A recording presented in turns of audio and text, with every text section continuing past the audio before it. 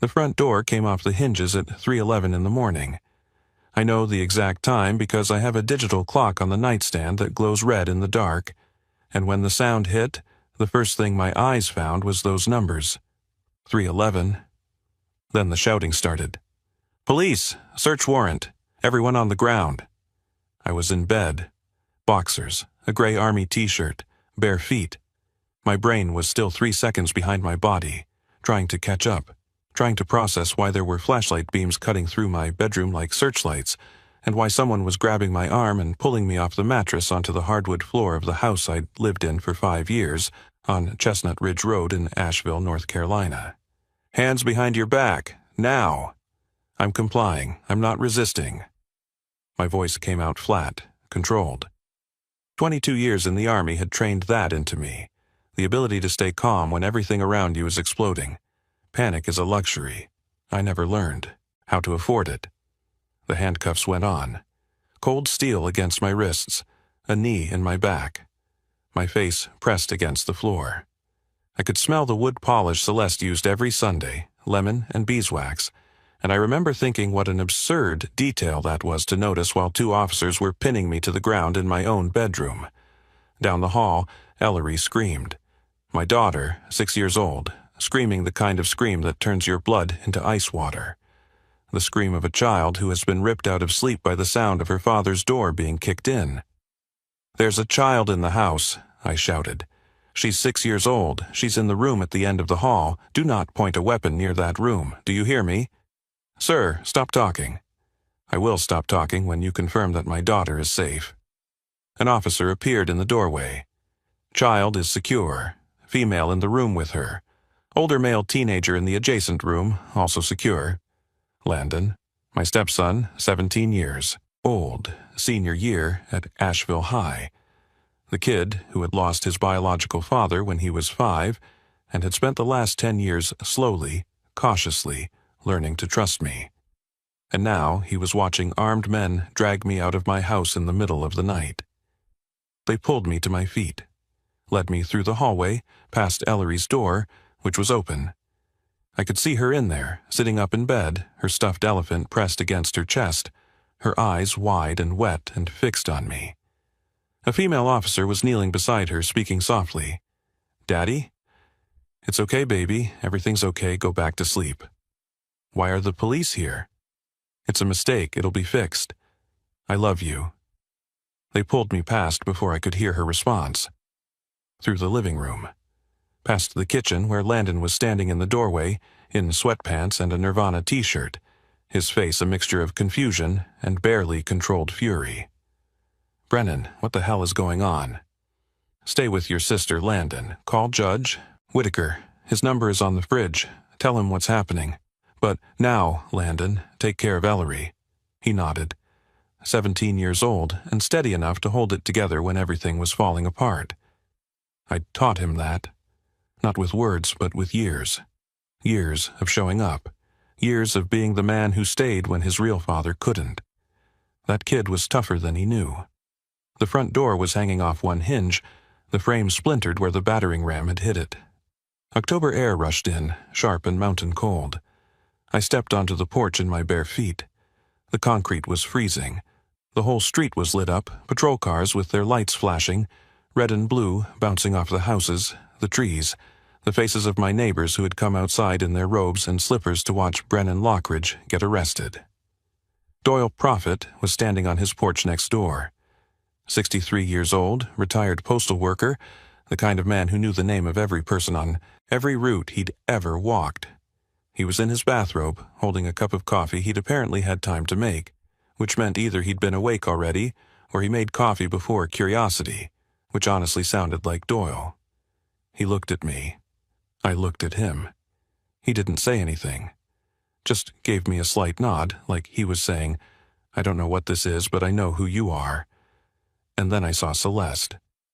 My wife was standing at the end of the driveway, near the mailbox, wearing the silk robe I'd bought her for her birthday last March.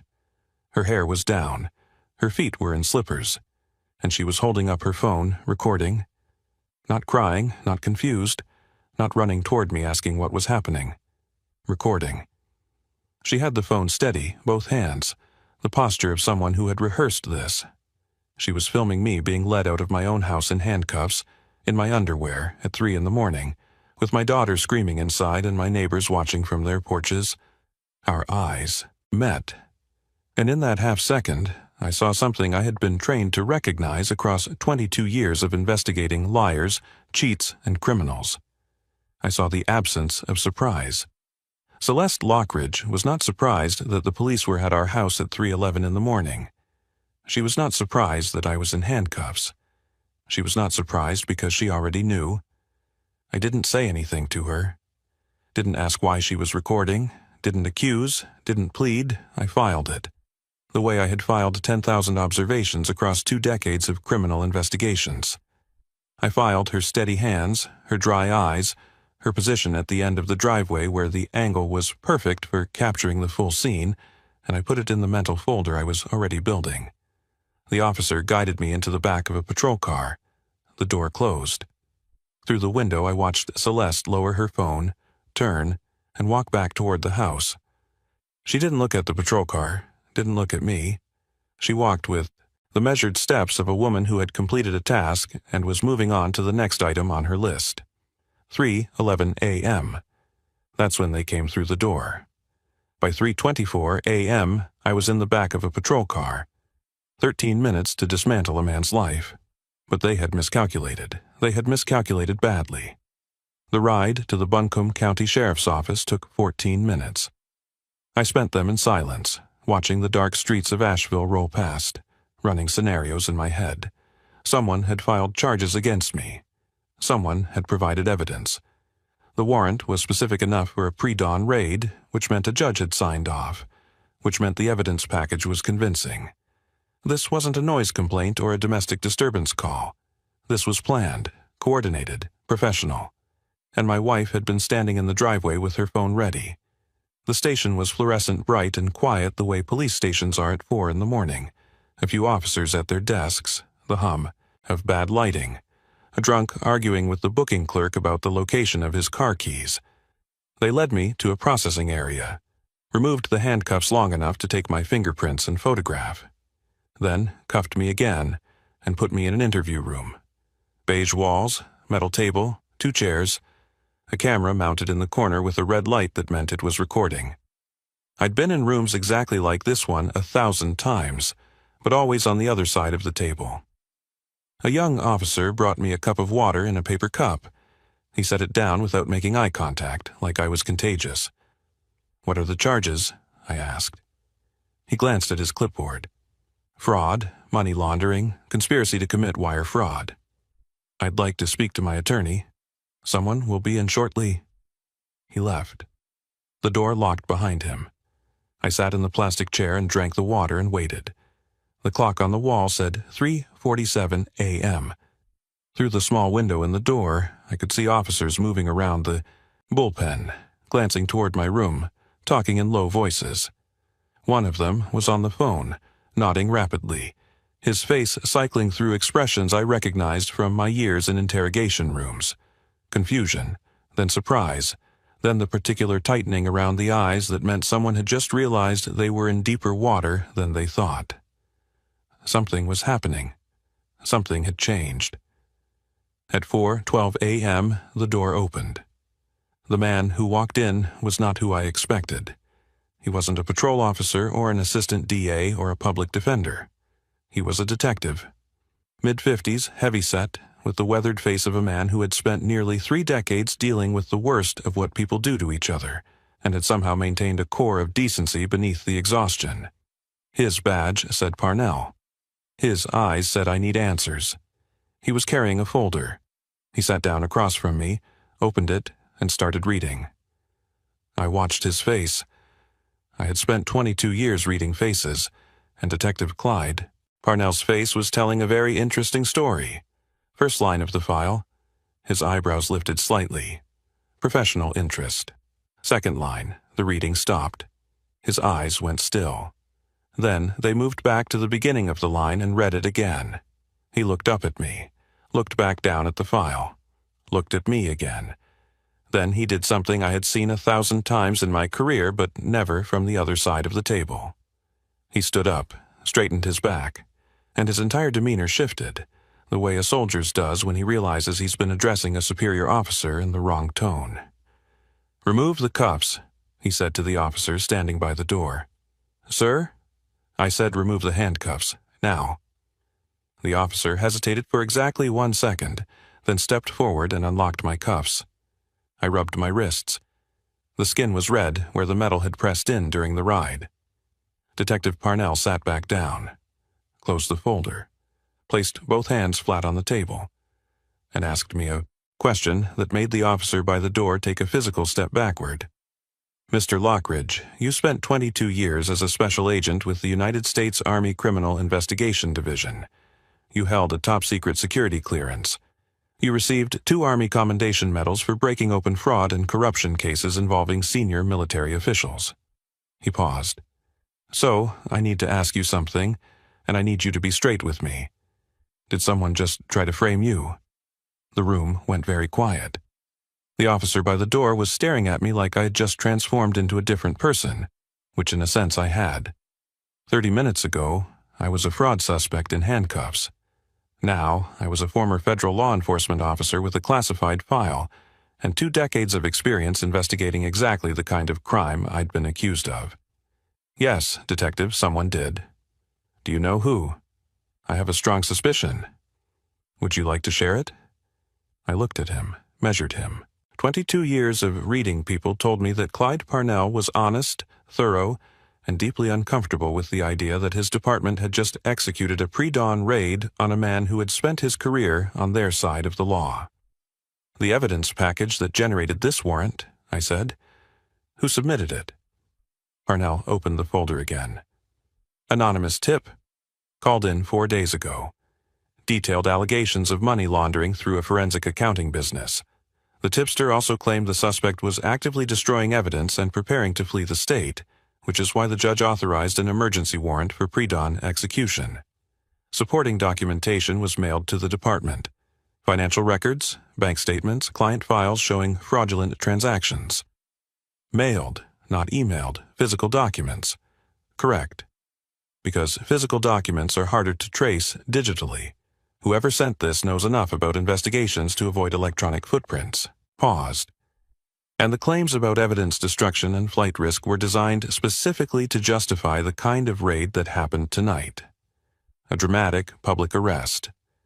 The kind that would be devastating to someone's reputation and custody position if, say, their spouse happened to record it." Parnell's eyes narrowed. He was following me. "May I see the evidence package?" Parnell hesitated. This was irregular. Suspects don't review their own evidence files, but I wasn't a typical suspect and he knew it. I shouldn't. "Detective, I spent 22 years doing exactly what you do. I investigated fraud for the federal government across 3 continents. I have testified in over 40 military tribunals. I can look at that evidence package and tell you within 15 minutes whether it's genuine or fabricated." He stared at me for a long moment. Then he pushed the folder across the table. I opened it. 26 pages of financial documents, bank statements, client invoices, transaction records, all supposedly from my forensic accounting business. I began reading the way I had read 10,000 evidence packages before, not for content, but for construction. Not what the documents said, but how they were made. It took me 8 minutes. "These are forgeries," I said. "How can you tell?" 3 ways. I pulled out a bank statement and held it up. First, formatting. This statement is supposed to be from First Horizon Bank, where I actually have my business account, but the header font is Calibri. First Horizon uses a proprietary font on their statements called F.H. Sans. It's a small detail, most people wouldn't notice. I noticed because I've analyzed over 300 forged bank documents in my career. I pulled out another page.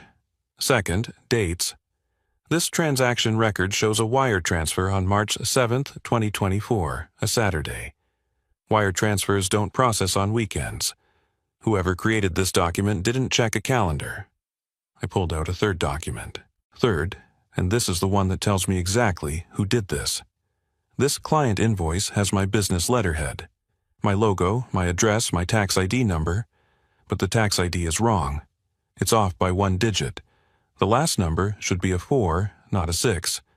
Someone had access to my business documents, close enough access to copy almost everything correctly, but they made one mistake. I set the documents down. Detective, the person who created these forgeries had intimate access to my financial records, my business files, and my personal information. They knew enough to build a convincing package, but not enough to avoid the mistakes that a trained investigator would catch in under 10 minutes. And you know who that person is? My wife. Parnell leaned back. That's a significant accusation. It is, and I can prove it. But first, I need to ask you something. The anonymous tip that started this, do you have the phone records? The call came from a prepaid cell phone, untraceable. Prepaid. Phones are purchased somewhere. Every Walmart, every gas station, every convenience store that sells them has security cameras. Pull the purchase records for prepaid phones in Buncombe County in the 2 weeks before the tip was called in.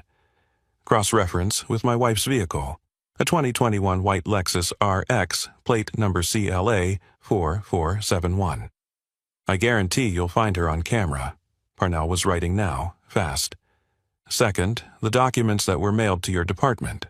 They were printed somewhere. Check the metadata on any digital files included in the package. If there were none, check the paper stock, the toner signatures, the print alignment. My wife doesn't have a printer at home. She uses the one at her office, Henderson and Cole Appraisal Group on Patton Avenue.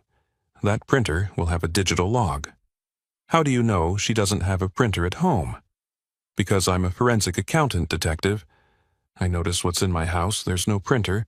She uses mine for personal documents. These weren't printed on mine. The toner density is wrong.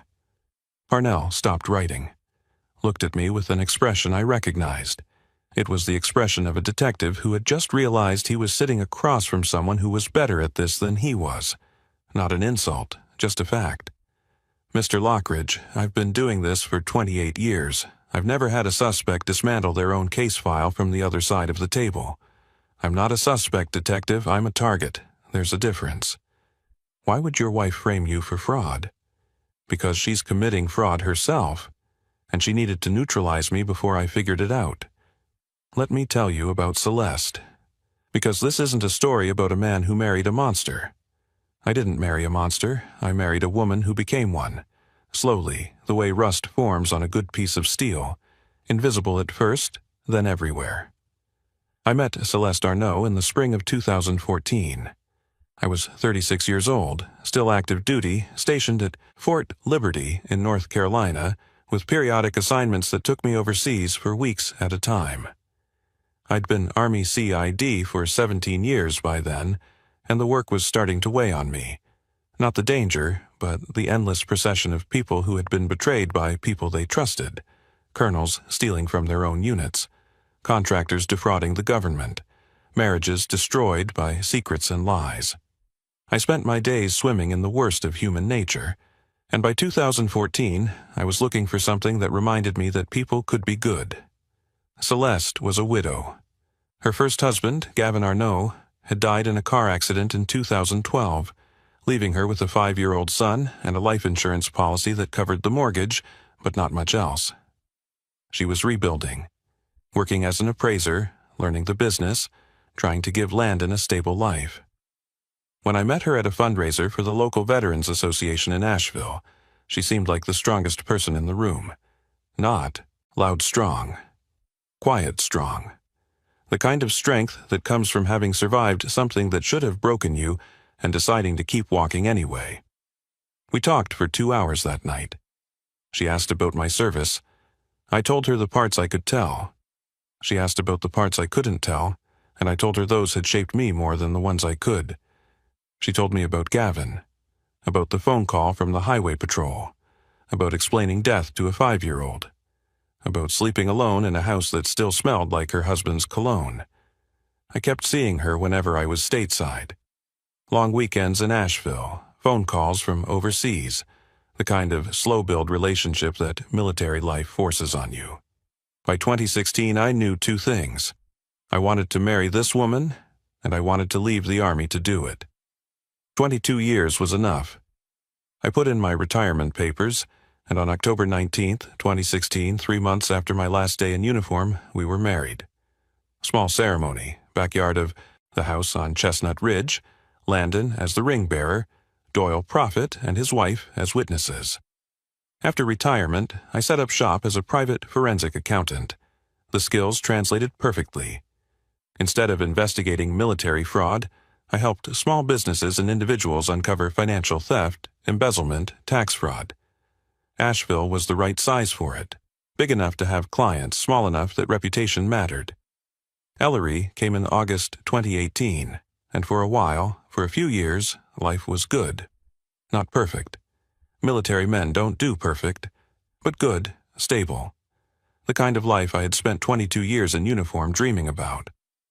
The change started in 2022. Celeste got promoted at the appraisal firm. More responsibility, more clients, more late nights. I didn't question it.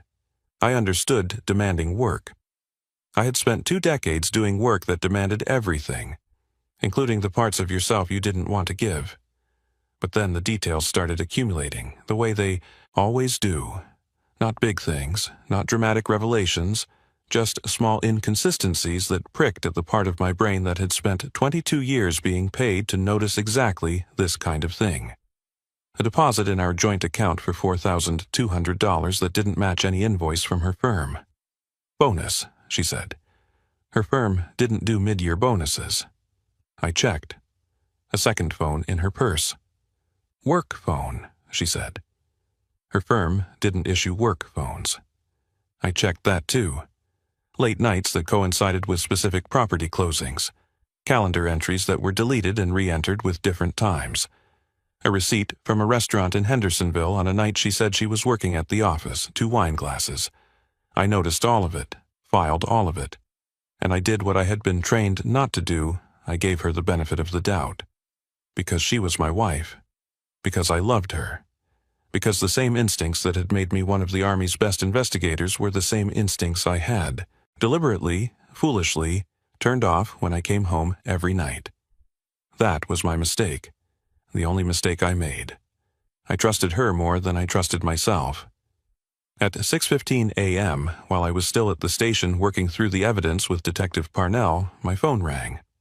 Judge Whitaker.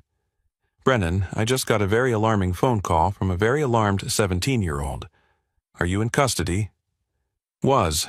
They removed the cuffs about 2 hours ago. I'm at the sheriff's office, but I'm not under arrest. The charges are fabricated. I'm working with the detective to unravel it. You're working with the detective at the station where you were just arrested. A pause. Only you, Brennan.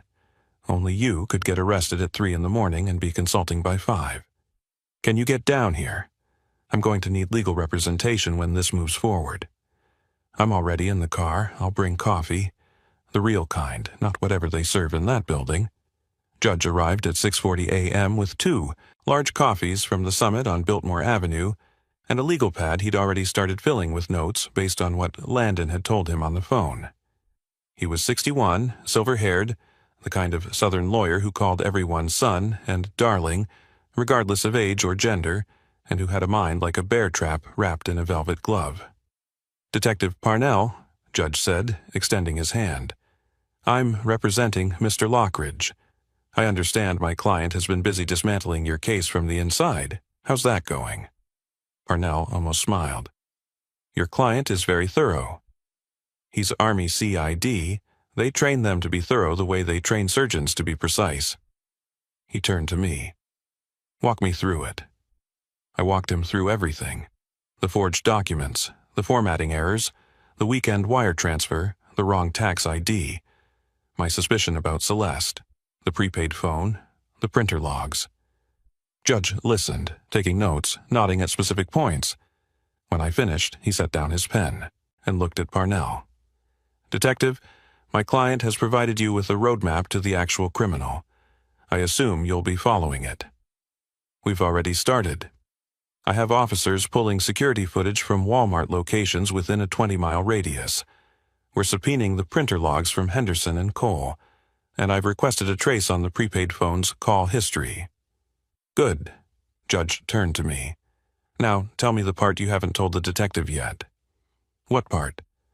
"The part about why your wife is framing you, not the how, the why. What is she hiding?" I took a breath. "I believe Celeste has been involved in a real estate appraisal fraud scheme, inflating property valuations on specific transactions to benefit a third party. I've noticed financial irregularities for months, but haven't had time to fully investigate." "Who's the third party?" "An attorney named Vaughn Tillery, estate and property law. His name has appeared on closing documents for at least 4 properties that Celeste appraised in the last 2 years. The appraised values on those properties were significantly higher than comparable sales in the area." "How significantly?" 20 to 40%. On properties worth between $800,000 and $1.5 million. That's a spread of $160,000 to $600,000 per transaction. Parnell was writing again. "You're saying your wife has been committing the exact crime she accused you of." "I'm saying she's been committing the crime, and when she realized I might figure it out, she decided to put me in a cage first." "The best defense is a good offense," Judge said quietly. "Frame the investigator before he can investigate." Classic. "Except she forgot one thing," I said. "I'm very good at what I do." By 10 a.m., the case had inverted completely. Parnell's team pulled security footage from the Walmart on Tunnel Road, showing Celeste purchasing a prepaid phone on October 3rd, 11 days before my arrest. Her white Lexus was clearly visible in the parking lot. The timestamp matched the purchase receipt recovered from the store's records. The print logs from Henderson and Cole showed that 28 pages of documents had been printed on the office's Xerox machine on September 29th at 9:47 p.m., well after business hours. Celeste's keycard had been used to enter the building at 9:31 p.m., and then Maren Stokes called back. I had called Maren at 7 a.m. She was still active CID, stationed at Fort Liberty, and she owed me a favor from a case we'd worked together in 2015, involving a procurement colonel who had been skimming contract funds for 6 years. Maren had found the paper trail. I had testified at the tribunal. The colonel got 12 years. Maren said she'd owe me for the rest of her career. I told her I'd never collect. I was wrong. "Brennan, I ran the name you gave me. Vaughn Tillery. He's not just an attorney." Maren's voice had the controlled intensity I remembered from our years working together. "He was investigated by the North Carolina State Bar in 2019 for suspicious closing practices. The investigation was dropped for insufficient evidence. But the file is still open. And here's the interesting part. He's connected to a network of shell companies registered in Delaware. 3 of them have received wire transfers from accounts associated with Henderson and Cole Appraisal Group in the last 18 months. How much? Total across the 3 shells? $1.4 million, give or take. 14 transactions. $1.4 million. My wife and her partner had been running a fraud operation under my nose for nearly 2 years, and when I got too close, they tried to bury me under the exact crime they were committing. I gave Maren's findings to Parnell. He contacted the State Bureau of Investigation. By noon, the SBI had opened a formal investigation into Vaughn Tillery and Celeste Lockridge. At 2:15 p.m., I drove home. I had been gone for 11 hours. 11 hours since they had dragged me out of my bed and put me in the back of a car. 11 hours since my daughter had screamed, and my stepson had stood in the hallway trying to hold the world together, and my wife had stood in the driveway recording my humiliation on her phone. I pulled into the driveway. The front door had been temporarily repaired, plywood where the frame had splintered. Doyle Prophet was on his porch. He raised his coffee cup in a silent salute. I nodded back. I walked inside. Celeste was in the kitchen, pacing, phone in her hand. She was expecting me to be in jail. She was expecting a phone call from a booking clerk, a bail hearing, a process that would take days and give her time to prepare her next move, file for divorce, claim the house, petition for emergency custody, paint me as a criminal while the charges hung over my head. Instead, I walked through the door. She froze. The phone stopped mid-pace. Her face went through a rapid sequence of emotions that I cataloged the way I had cataloged 10,000 faces in interrogation rooms across the world. Surprise, confusion, fear, and then, underneath all of it, the particular stillness of a person who realizes that the trap they set has just closed on their own leg. "You're home," she said. "How are you home? They arrested you." They did. The charges were fabricated. The evidence was forged. The detective figured it out. Or rather, I figured it out and the detective agreed. She said nothing. Her grip on the phone tightened. "You should call Vaughn," I said. "Tell him to get a good lawyer. He's going to need one." I paused. "And Celeste? So are you." She stared at me. I stared back. 8 years of marriage. 8 years of shared meals and shared beds and shared silences, and a daughter sleeping down the hall who had my eyes and her mother's stubbornness. 8 years, and I was looking at a stranger. "Brennan, I don't know what you think." "Don't." I held up my hand. "I spent 22 years listening to people lie to me. Soldiers, contractors, generals, criminals in 4 countries and 3 languages. I have heard every kind of lie there is, and I can see every one of them on your face right now." She sat down, not because she chose to, but because her legs gave out. She sat at the kitchen table, the same table where we had eaten breakfast that morning, where Ellery had spilled orange juice and laughed about it, where Landon had complained about his calculus homework, and she put her face in her hands. "How much do they know?" she whispered. "Everything. The shell companies, the inflated appraisals, the $1.4 million, Vaughn's state bar investigation, the Walmart footage, the printer logs, all of it." I was going to stop. We were going to stop after the next. There's always a next one, Celeste. That's how fraud works. You don't stop because you can't stop because every transaction creates evidence that the next transaction is supposed to bury. I've been explaining this to criminals for 22 years. I never thought I'd be explaining it to my wife. She looked up. Tears now, real ones, not the performed grief of the driveway. What happens now? Now, the SBI builds their case. They'll arrest Vaughn first, probably within the week. You'll be next. Judge Whitaker will represent me in any proceedings related to the false charges, which will be dismissed. And then we'll deal with custody. Brennan, please. Ellery, Landon. Ellery and Landon are my concern now, not yours. Landon isn't even yours legally. He's my son. Landon is 17 years old. In this state, he can choose where he lives, and we both know who he's going to choose. That landed. I saw it hit her like a physical blow, because she knew I was right. Landon had lost one father at age 5 and had spent 10 years building a bond with another. He called me Brennan, not Dad, because we had agreed early on that his father's memory deserved that respect, but he came to me when he needed advice. He sat with me on the porch when he was upset. He asked me to teach him to drive, to help him with his college essays, to show him how to change the oil in the old Jeep I'd bought him for his 16th birthday. Celeste was his mother, but I was his anchor. "I'm sorry," she said. "I know." I didn't want it to go this far. Vaughn said the anonymous tip would just create enough confusion to buy us time. He said you'd be released on bail within a day and the charges would eventually be dropped. He said, Vaughn said what he needed to say to keep you compliant. That's what people like Vaughn do. They use people. I looked at her.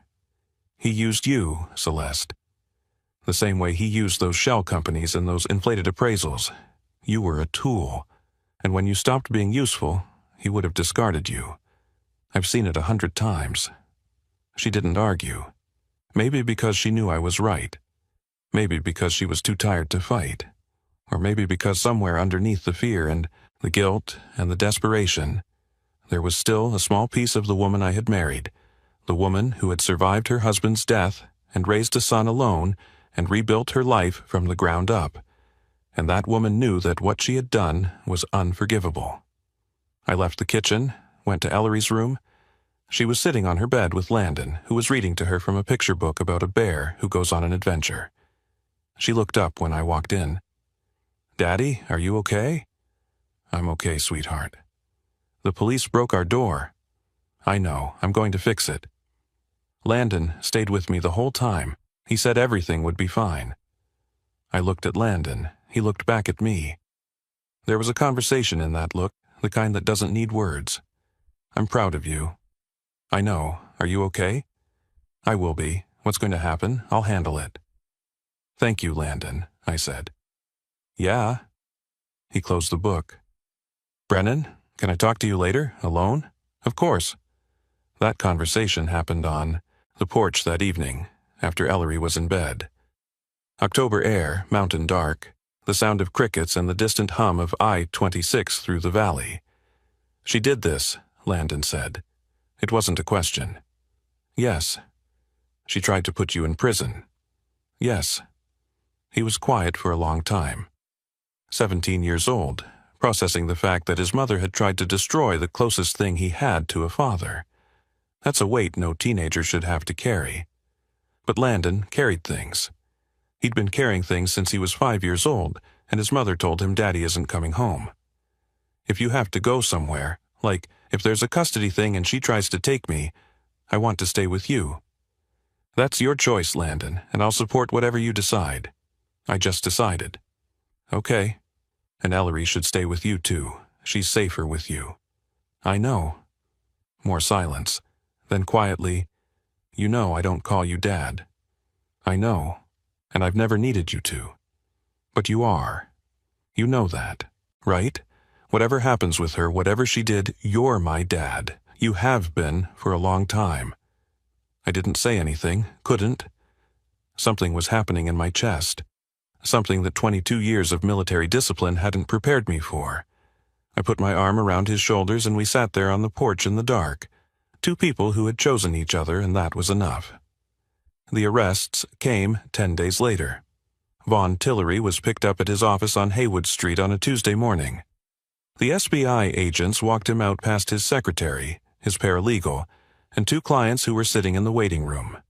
He was charged with 14 counts of wire fraud, money laundering, and conspiracy. Celeste was arrested the following day, at the house. I made sure Ellery was at school and Landon was at a friend's house. I didn't want them to see it.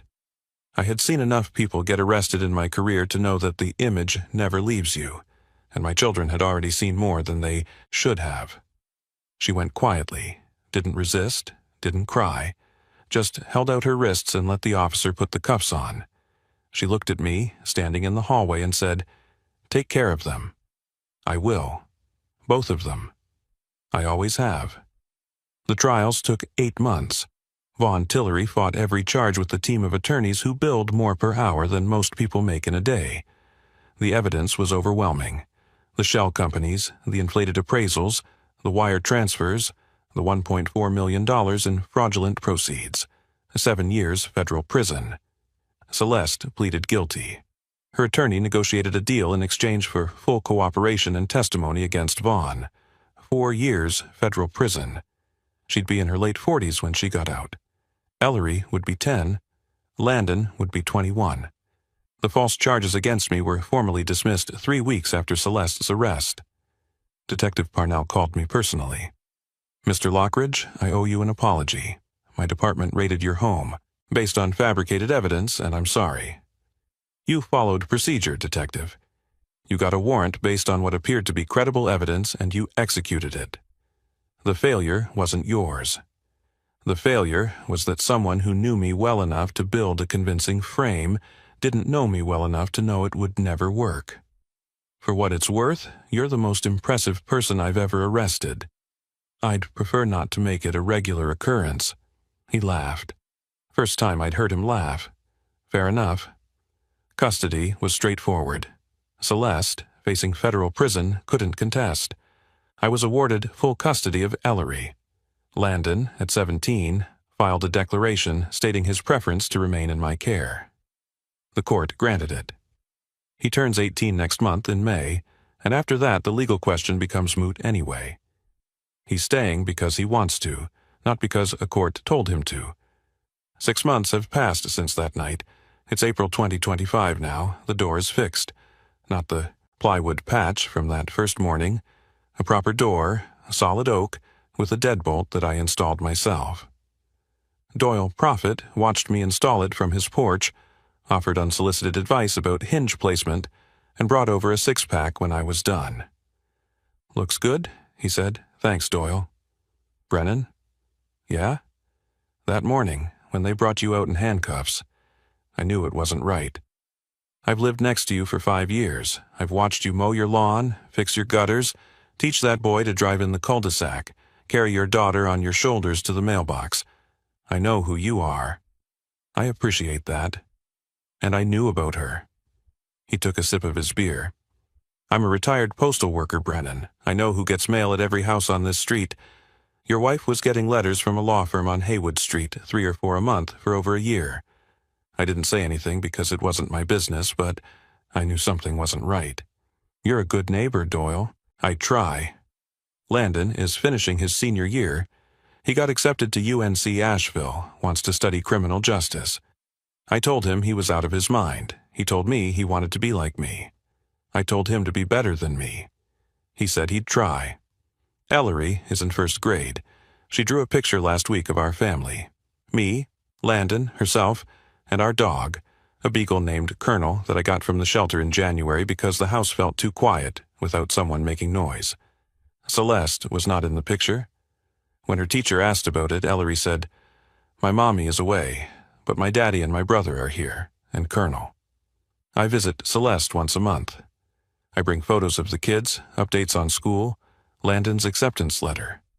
I do this not for her sake, but for theirs. Because someday Ellery will be old enough to ask questions, and I want to be able to say, I didn't cut her mother out of her life. I let her make that choice herself when she's ready." Celeste cried when she saw Landon's acceptance letter. "He's going to be amazing," she said. "He already is. Because of you. Because of himself." She looked at me through the glass. "I destroyed us, didn't I?" "Yes."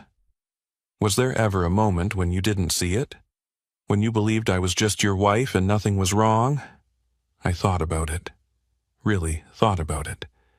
There were years when I believed that, the early years, before the deposits and the second phone and the late nights. There were years when I came home, and the house smelled like dinner, and Ellery was laughing and Landon was arguing about homework, and you were standing in the kitchen with a glass of wine, and I thought, this is it. This is what I served 22 years for. This is what I earned. And now? Now I know that what I earned, I still have. It's in the other room doing homework. It's in the backyard throwing a ball for a beagle named Colonel. It's in a house on Chestnut Ridge Road with a brand new front door and a neighbor who brings beer and unsolicited advice. She almost smiled. You always were the strongest person I knew.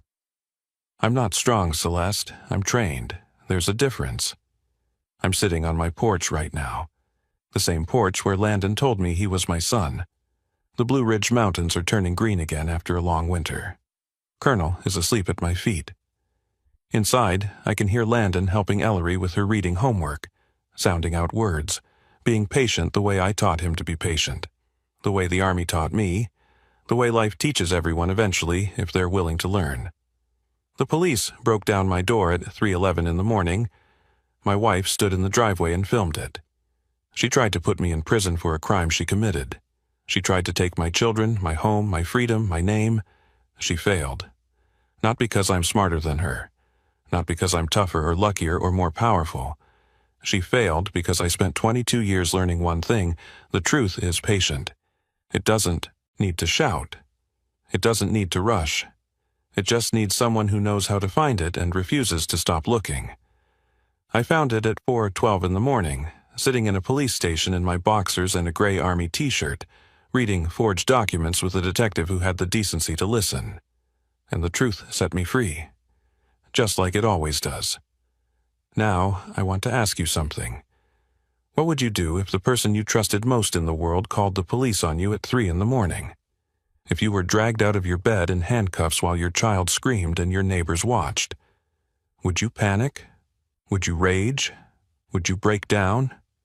Or would you stay calm, sit in that chair, wait for the file to open, and let the truth do what the truth does? And here's the deeper question. Have you ever been falsely accused of something? Has someone ever tried to destroy your reputation, your family, your life with a lie? And did the truth come out? Or are you still waiting? Drop your answer in the comments. I read every single one. If this story reached you, hit that like button.